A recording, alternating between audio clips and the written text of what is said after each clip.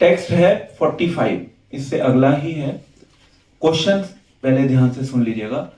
वेदों में किस विषय के बारे में चर्चा की गई है और क्यों? ठीक है, ये क्वेश्चन है। वेदों में किस विषय के बारे में चर्चा की गई है और उस विषय के बारे में चर्चा करने की क्या आवश्यकता थी? वाई? क्वेश्चन क्लियर है आपको? अब आप पढ़ेंगे, श्लोक सुनेंगे तो आपको क्लियर होगा। त्रैगुण्य विषया वेदा निस्त्रैगुण्यो भवार्जुना निर्द्वन्द्वो नित्य सत्वस्थो निर्योगक्षेम आत्मवान्। अनुवाद। वेदों में मुख्यतः प्रकृति के तीनों गुणों का वर्णन हुआ है। हे अर्जुन, इन तीनों गुणों से ऊपर उठो, समस्त द्वैतों और लाभ तथा सुरक्षा की सारी चिंताओं से मुक्त होकर आत्म परायण बनो। वेदों की बात कर रहे हैं यहाँ पे गीता में भगवान। तो भगवान ने सबसे पहले अर्जुन को ये क्लियर किया कि वेदों का लक्ष्य क्या है, वेदों में क्या विषय डिस्कस किया गया है। प्रकृति के 3 गुण हैं, सतोगुण, रजोगुण एंड तमोगुण। तो वेदों में क्या है? अब वेदों में अगर आप देखें तो वेदों में बहुत सारी चीजें चल रही हैं। वेदों में कर्म कांड भी चल रहा है, ज्ञान कांड भी चल रहा है, देन ऑब्वियसली भक्ति कांड भी चल रहा है। कांड बोलते हैं वहां पे। कांड का मतलब है कि अल्टीमेटली वो क्रिया जिसके थ्रू आप अपना लेट्स से कर्म कर सको, ज्ञान ले सको। आई थिंक वही होगा कांड का मतलब, शायद कार्यक्रम भी है, हो सकता है क्रिया। हाँ, क्रिया ही होगा कांड। सो त्रिगुण्य विषया वेदा, मतलब वेदों में 3 गुणों के बारे में बात की गई है अर्जुन, सतोगुण, रजोगुण, तमोगुण। क्यों की गई है? क्यों की गई है? क्या जरूरत थी 3 गुणों के बारे में बात करने की? क्या जरूरत थी? Why do we need to talk about 3 गुण? पूरा जीवन उन्हीं से भरा हुआ इनसे ऊपर, क्योंकि इंसान अभी तो निकल ही नहीं पाता, इनसे ऊपर होते हैं। डिफरेंट है संसार में तीनों गुणों के बनते हैं। हाँ, सो निकिता माता जी इज टेलिंग राइट कि एक्चुअली पहला क्रिटिकल पॉइंट ये है कि इस संसार में सब अलग अलग क्लास में फॉल करते हैं, different strokes for different fox.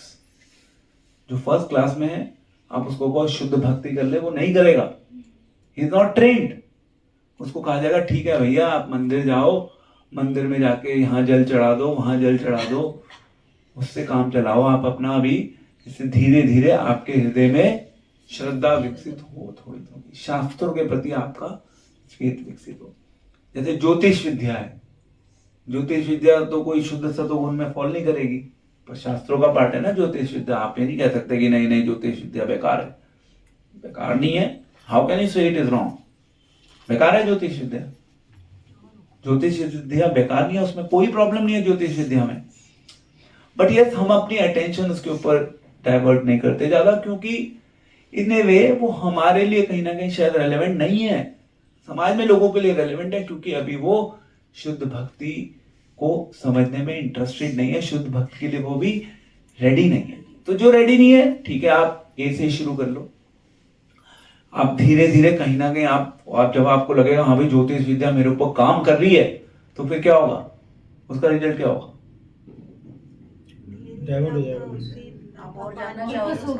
आपको कहीं ना कहीं फेथ एस्टैब्लिश होगा। केवल ऐसा नहीं कि लिखने के लिए लिखा है, रेलेवेंट है, वो प्रैक्टिकल है, तो आपको समझ आ गया ज्योतिष विद्या से आपका फेथ एस्टैब्लिश। अच्छा चलो और भी देख लेते हैं। ठीक है, let's now look at the second class. तो वो क्या है, भगवान को पता था इस संसार में सारे तरीके के लोग आएंगे, तो भगवान ने इस तरीके से अरेंजमेंट बनाया कि ठीक है तुम ये नहीं कर सकते तो ये कर लो, ये नहीं कर सकते तो ये कर लो, कुछ तो कर लो। शुद्ध भक्ति नहीं कर सकते तो कर्म कर लो भैया, no problem, do something, don't sit ideal at home, do something. तो इसलिए त्रिगुण्य विषया वेदा। अब अर्जुन से भगवान कह रहे हैं कि यार don't waste your time in this. मैंने बाकी लोगों के लिए, जनता जनार्दन के लिए बोला है, तुम्हारे लिए रेलेवेंट नहीं है ये। तुम्हारे लिए क्या रेलेवेंट है? तुम्हारे लिए रेलेवेंट है कि तुम सतोगुण में अपने आप को एस्टेब्लिश करने की कोशिश करो। दूसरे शब्दों में शुद्ध भक्ति का अनुशीलन करो। तुम्हें कर्म कांड में फंसने की आवश्यकता नहीं है, इनसे ऊपर उठो। इसका आगे अगले श्लोक में एग्जाम्पल है बहुत अच्छा, जिसमें कह रहे हैं कि जिस प्रकार से एक कुआं जो होता है, कुएं का लक्ष्य है जल, जल, कुएं का लक्ष्य है जल की सप्लाई करना। जलाशय का क्या लक्ष्य है? जलाशय, पॉन्ड, पानी सप्लाई। अल्टीमेटली आप पानी लोगे, डिस्ट्रीब्यूशन होगा, सब कुछ होगा, अल्टीमेटली क्या होगा? पानी मिलेगा। तो जो कुआं कर सकता है, जलाशय उससे 1000 गुना ज्यादा कर सकता है। तो इन वे जलाशय के पास सारी कैपेसिटी है जो कुएं के पास है। तो जो कुआं नहीं कर सकता वो भी जलाशय कर सकता है। ब्रॉड है ना, बड़ा है। तो भक्ति आपने कर ली तो फिर आपको कुएं पर जाने की जरूरत नहीं। आप पॉन्ड में यू आर एंजॉयिंग, आपको सारी फैसिलिटीज मिल रही है। तो भक्ति कवर्स एवरीथिंग। फिर हमारे लिए कर्मकांड इररिलेवेंट हो गया। वेदों की जो फ्लावरी लैंग्वेज है उसमें हम अपना दिमाग लगाना बंद कर देते हैं, हम उसके ऊपर ज्यादा फोकस नहीं करते क्योंकि हम पॉन्ड में एंजॉय करते हैं। भक्ति इज लाइक ए पॉन्ड।